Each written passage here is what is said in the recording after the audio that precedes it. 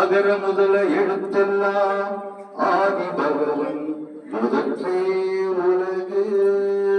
பிறப்புக்கும் எல்லா உயிர்க்கும் சிறப்பொவ்வா செய்தொழில் வேற்றுமையான்.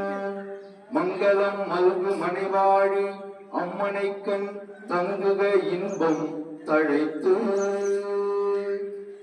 திருக்குறள் நெறியில் தாய் இல்லம் புதுமனை புதுவிழா இப்பொழுது நாம் நடத்துகின்றோம்.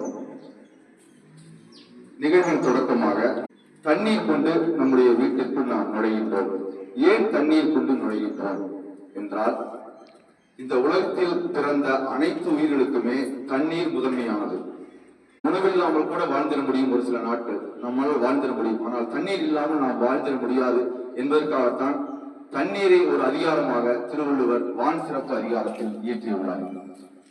தண்ணீரின் சிறப்பு, மழையின் சிறப்பு, மழை இல்லாவிட்டால் இந்த உலகம் அடையும் தீமை, மழையின் நன்மைகள், இப்படி மழையின் தண்ணீரில் சிறப்பித்து திருவள்ளுவர் இயற்றிய வான் சிறப்பு அதிகாரத்தை நான் ஓதுகின்றேன்.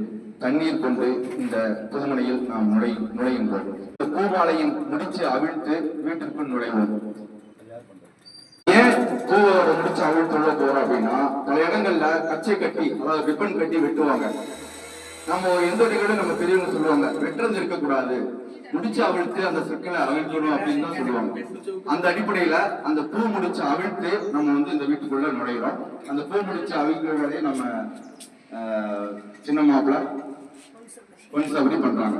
தாய் இல்லத்தின் புதுமணி பூவிழா திறப்பு விழாவை பொன் சபரி செய்கிறார். பாருங்கள்.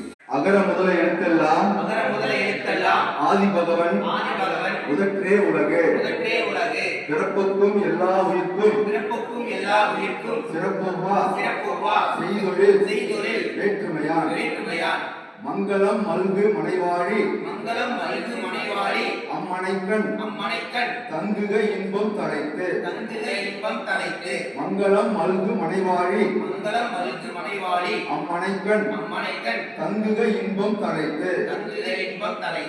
மங்களம் பொங்குகின்ற இந்த இல்லத்தில் இன்பம் தங்கி தழைத்து ஓங்கட்டும்.